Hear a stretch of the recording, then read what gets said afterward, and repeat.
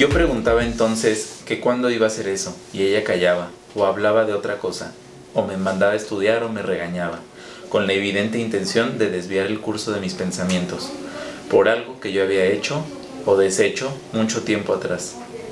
Estoy seguro de que no debería decir esto. Ciertamente mi padre era un pícaro, lo que se llama un verdadero pícaro. Sentía el orgullo de serlo y gozaba tratando de aumentar su mala fama, que, por lo demás, nadie le regataba ya en el vecindario. Creo que ningún otro niño, excepto mi hijo, ha tenido un padre como el mío. ¿Se podría acaso llamar padre a lo que yo tuve? Él mismo, durante mucho tiempo, trató de que la idea de que yo era su hijo no se afirmara en mi cabeza. Aún lo puedo ver, sentir con claridad. Esta escena, repetida muchas veces en la misma forma, llegaba por las noches cuando ya todo el mundo dormía en la vieja casa de vecindad, completamente borracho, llenando toda la habitación con su respirar fuerte y fatigado, de un abominable olor a vino devuelto. Cierro los ojos y no puedo verlo caminar haciendo el menor ruido posible, como un fantasma, con el dedo índice puesto sobre los labios para indicar silencio, mientras se tambaleaba de un lado a otro sin perder jamás por completo el equilibrio. Un extraño que lo viera entonces pensaría que se trataba de un borracho hasta cierto punto considerado, y sobre todo respetuoso señor del sueño ajeno. Pero su silencio y sus ademanes no respondían, por desgracia, a cualidades tan recomendables de un bebedor. Encerraban más bien un sentido diabólico. No tenían más objeto que el de sorprender la presencia de un amante ilusorio en el cuarto de mi madre.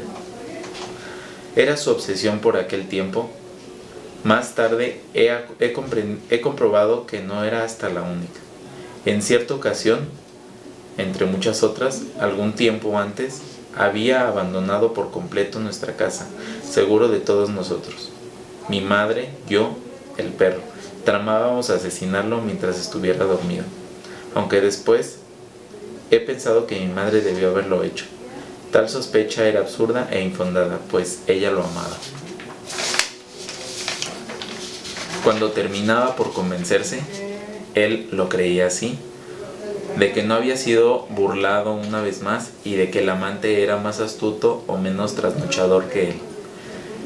Se llegaba hasta el catré en el que yo dormía y me tomaba en sus brazos sacudiéndome con furia, haciéndome daño con su aliento y con sus suaves manos de holgazán.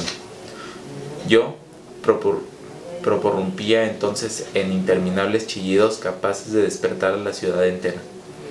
Pero él quedaba contento hasta que me golpeaba a su gusto durante largo rato, gritando: «No eres hijo mío, no eres hijo mío», como si quisiera convencer a los vecinos y convencerme a mí, un niño de 6 años, de que era hijo no de una madre como todos los niños, sino de una, la palabra la aprendí más tarde, de una puta. Fragmento 46. Mamá terminaba siempre por ir a mi rescate apartándome de aquella voz y de aquel aliento alcohólico, lo que yo le agradecía desde el fondo de mi corazón. Me quedaba entonces con el cuerpo recogido, temblando de frío y sin poder dormir, nervioso, asustado, viendo extrañas cosas en la oscuridad hasta mucho tiempo después. Por lo general sollozaba largamente, a ratos ya sin ganas, para que mi madre me tuviera lástima, para que me compadeciera y para hacer que ella llorara también un poquito. Por lo reiterado de aquellas situaciones, llegué a pensar que en efecto mi padre no era mi padre. Solo se me hacía difícil comprender cómo, no siendo yo su hijo, me pegaba en aquella forma sin que nunca se le hubiera ocurrido hacer lo mismo, ni siquiera solo una vez con los otros chicos de la vecindad, que sin duda alguna tampoco lo eran. A no ser a aquella hora, casi nunca lo veía. Acostumbraba a levantarse muy tarde, cuando yo ya estaba en la escuela, cayéndome de sueño y sin comprender las operaciones de aritmética que el maestro, sin duda, seguro también de que nosotros no éramos hijos suyos, trataba de meternos en la cabeza a fuerza de golpes y coscorrones. Hoy me maravillo de haber aguantado tanto y de poder repetir, aunque con titubeos y con cierto temor, que no puedo dominar las tablas de multiplicación. Fragmento 47. Llego con los brazos cargados de paquetes. Arrojo algunos sobre la cama, que parece una gran mesa de comedor cubierta con un extenso y liso mantel blanco de crochet. Hay sobre ella unos platos, unos grandes platos llenos de fruta, pero pronto descubro que no son platos, sino enormes floreros con extrañas rosas verdes, bordadas con un hilo de seda brillante. Me quito el sombrero, lo tiro, y va a caer justamente en la cabeza del perro, que se sacude gruñendo. Me fijo en los ojos del perro, tienen un raro fulgor. Después, como quien se prepara a dar una sorpresa y con los ojos llenos de malicia, miro a mi esposa y a mi hijo, quien se me parece extraordinariamente, y me pongo a extraer como a escondidas de un bolsillo interior de mi saco algo con gran lentitud. Va adquiriendo la forma de velocípedo. Mi hijo, yo, siempre ha querido uno. ¿Por qué no se lo he de dar ahora que tengo dinero en abundancia? Solo que debe existir un error, pues en lugar de las 3 ruedas necesarias, oportunas, clásicas, van saliendo muchas en número infinito, una tras otra, hasta inundar la habitación y convertirse en algo molesto, insoportable. Pienso, un error en construcción. Fragmento 48. Un poco avergonzado, sonrío y vuelvo a meter todo en la misma forma que antes, solo que al revés, en el bolsillo de mi saco. Las ruedas van desapareciendo con metálico retintín dorado, pero las últimas, que fueron las primeras, entran con suma dificultad, oprimiéndome el corazón, haciéndome respirar trabajosamente, casi ahogándome, asfixiándome como un bocado de carne demasiado grande que se queda en la garganta. Siento como brotan unas gotitas de sudor en mi frente. Tengo que terminar pronto. Un rato más y caería desmayado, echando a perder la alegría de mi esposa y de mi hijo. Me obsesiona el pensamiento de que si muero, nadie sabrá desentrañar el mecanismo del velocípedo, explicando solamente en un pedazo de papel o papiro que el vendedor del aparato masticó y tragó ruidosamente para que nadie pudiera divulgar el secreto de su construcción. Para sobrevivir, tengo que volver a sacar las ruedas, pero el mecanismo no tiene otra falla, y ahora se resisten tanto a salir como a volver a su primitivo sitio. Inspirado, decido quitarme el saco y arrojarlo lejos de mí, o cerca, lo mismo da. No lo puedo hacer porque las mangas están sujetas a mi espalda con fuertes cintas blancas. No me gusta la camisa de fuerza, es un aparato infernal. Me arrojo al suelo, no es la solución. Agito con furia los pies, siento frío, los dejo quietos. Cuando ya no puedo más, cuando ya no puedo menos, empapado de sudor, lloro y grito con todas mis fuerzas. Mi esposa y mi hijo me contemplan con enormes ojos azorados. Viene mi esposa, mi madre. Me pasa la mano por la frente, me limpia el sudor con suavidad. Me da un poco de agua, muy poca, y me explica que aquello se llama una pesadilla. En los últimos tiempos ya no me trataba tan mal, ni me insultaba. Solo de vez en cuando me daba un puntapié sin mucha fuerza, cuando tenía la ocasión de hacerlo. Mi madre y yo tardamos algunas semanas en darnos cuenta de que una nueva idea fija se había apoderado de su pensamiento.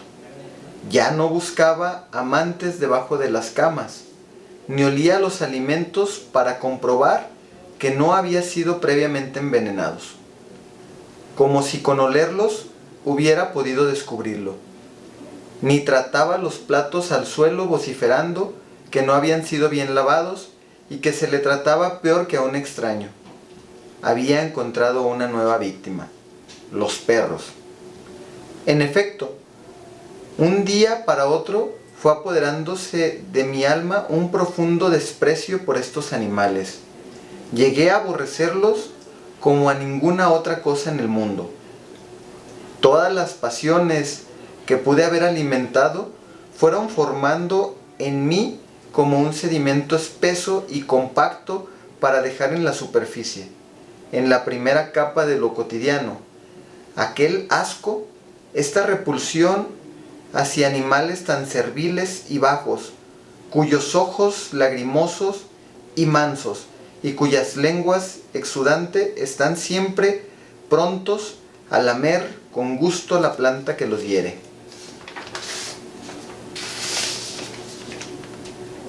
Mi primera víctima, y cuántas más no han caído ya, fue nuestro propio perro, cuyo nombre, demasiado denigrante, demasiado perruno. No quiero declarar aquí, ahora lo que pienso bien. Creo que su nombre tuvo parte principalísima en el desenlace. Quizás si se hubiera llamado de otro modo, yo no habría reparado en él. El nombre de un perro es tan importante como el perro mismo. Un hombre, una mujer, pueden, si les da la gana, y por motivos a cual más extraño y pintoresco, buscarse otro apelativo. Esto es cuestión de gustos, y con 3 publicaciones del registro civil en los diarios de menor circulación queda todo arreglado.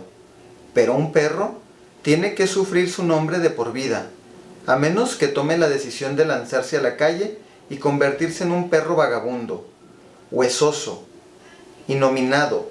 Mas esta es una vida dura y triste, y es evidente que son pocos los que se resignan a que los echen de los restaurantes y de los mingitorios de las cantinas con el genérico de perro, perro, cuando no con un mal golpe en el vientre. Recordaba yo que el viejo filósofo lo escogió como lo más bajo y despreciable que pudiera darse, can, y me complacía en admirarlo por haberse dado a imitarlos para que los hombres lo despreciaran, tanto como él despreciaba a los hombres. Llegué a leer un libro. Estando en una cena hubo algunos que le arrojaron los huesos como a perro, y él acercándose a los tales, se le meó encima, como hacen los perros. Odié también al viejo cínico tan Candido.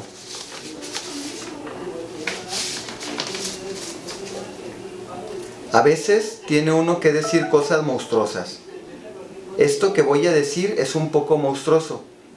Creo que mi padre sentía celos del animal. Asociando algunas ideas, he llegado a esta conclusión y no puedo explicarme la muerte de Diógenes de otro modo. En este caso, el perro tuvo una buena parte de culpa. ¿Quién les manda a los perros a poseer esa mirada tan húmeda, tan tierna, tan amorosa, en fin? ¿Y quién les ordena al nuestro esconderse debajo de la cama en cuanto mi padre aparecía? ¿No fuera más conveniente salir a su encuentro, a un riesgo de recibir una patada, en vez de provocarlo con su inútil huida? ¿No hacía siempre lo menos indicado, lo más estúpido? En ocasiones se ponía a chillar antes de que mi padre le pegara. No duró mucho. Mi padre no pudo soportarlo. Un día mi padre nos sorprendió a los 3. Era una tarde calurosa. Yo repasaba con ahínco algunas tablas de multiplicar. Mi madre hacía su infinito trabajo de crochet. No puedo evocarla sin asociar su memoria con aquella aguja plateada y con el ovillo de hilo blanco tirado en el suelo, sobre un periódico. No me explico de qué modo salía de los otros deberes domésticos, ya que me es imposible recordarla de otra manera que tejiendo o planchando sus tejidos. Mantenía las habitaciones inundadas de tapetes, lo que en vez de embellecerlas, como sin duda era su propósito, le daba un aspecto pueblerino de mal gusto. Sus planchas, negras, de hierro colado, se encontraban en los lugares más inesperados y absurdos. Su labor era también una obsesión, supongo. Cuando no trabajaba en ella, movía los dedos febrilmente, como si lo estuviera haciendo, sin darse cuenta, tal como si no quisiera perder por ningún motivo el ritmo comenzado, quién sabe cuántos años atrás. Si yo no me hubiera acostumbrado a ver la bola de hilo en el pavimento, Hubiera podido creer sin dificultad que ella misma lo producía, como las arañas. El perro se había tirado en un rincón sudando copiosamente por la lengua y la nariz. El ladrillo en que se apoyaba la cabeza se llenaba de vapor a cada golpe de sus pulmones. Sobre este vapor me gustaba escribir con el dedo las iniciales de mi nombre, pero mi madre no siempre me permitía hacerlo. Eres un niño muy sucio. Digo que nos sorprendió a los tres. Lo que menos esperábamos era su llegada y la forma en que lo hizo. Llegó temprano y de muy buen humor, sobrio, limpio, sonriente. La alegría se comunica con facilidad. Nos comunicó a todos su alegría. Daba gusto tener un padre así y por momentos me olvidé de sus golpes. Se quitó el sombrero y lo lanzó con mucha gracia, así me pareció, hasta el gancho fijo que estaba en el extremo de la habitación. Después se acercó a mi madre y la acarició pasándole la mano, lenta y suavemente por el cabello. Inclinándose para besarla le dijo algunas palabras que no alcancé a oír o que no recuerdo, pero que siento no recordar porque estoy seguro de que eran dulces y bondadosas. Cuando llegó mi turno vino hasta mí, me dio 2 palmadas en el hombro y pronunció con una sonrisa: ¿Qué tal? Yo bajé la vista, sintiendo un poco de fuego en las mejillas. Bien, papá. Después se sentó. Parecía un poco avergonzado. Hacía varios meses o años que no lo veíamos. Se notaba que quería hablar. Seguía diciendo cosas agradables, pero se estuvo quedo, con los ojos bien semicerrados o bien perdidos en las vigas, un poco sucias de humo se me ocurrió, que sostenían el techo. Mi madre ofreció o simplemente dijo algo. Solo se levantó para cerrar la ventana, pues empezaba a oscurecer y un poco de viento frío había irrumpido en la habitación. Después de esto, volvió a su trabajo en silencio. Todos oímos con claridad cuando el perro empezó a gruñir, como acostumbran cuando sienten una calma pesada. Estaba en una esquina, echado al estilo de los lagartos, las 4 patas estiradas y la panza pegada al piso, como si el calor aún fuera excesivo. Cuando lo oí moví los ojos lentamente en dirección a mi padre. Sonreía. Mi madre también lo observaba. Cuando lo vio sonreír, sonrió. Cuando yo la vi sonreír, sonreí. Entonces coincidimos todos en volver a ver al animal, que también sonrió a su modo. Qué alivio sentí al oír que mi padre rompía de nuevo el silencio, haciendo sonar sus dedos con la evidente intención de que Diógenes se le acercara. A su llamado, el perro comenzó a moverse con lentitud, arrastrándose, empujándose con las patas traseras. Nunca esperó que lo llegara a tratar con tanto cariño. Imagino que hasta él mismo se daba cuenta de que mi padre no estaba borracho como siempre, de que aquel era un día distinto. Mientras tanto, mi padre, sin duda para que perdiera por completo el miedo, seguía llamándolo con silbidos y diminutivos cariñosos. Perrito, perrito. Ese día tuve una vaga idea de lo que era la felicidad. Veía a mi madre contenta, contemplaba a mi padre limpio y contento, notaba el contento en los ojos del perro. Cuando éste recorrió toda la distancia que lo separaba de mi padre se veía feliz. Movía la cola con fuerza extraordinaria y emitía de vez en cuando uno que otro gruñido. Por un momento, quizá exagerando su papel, se dio vuelta y quedó con las patas para arriba, como queriendo demostrar todo su gozo, pero pronto volvió a su posición normal, tal vez un poco avergonzado. Mi padre lo acarició con un pie. ¿No tuvo él una parte de culpa sin que esto sea estar? Dios sabe que no, en su contra.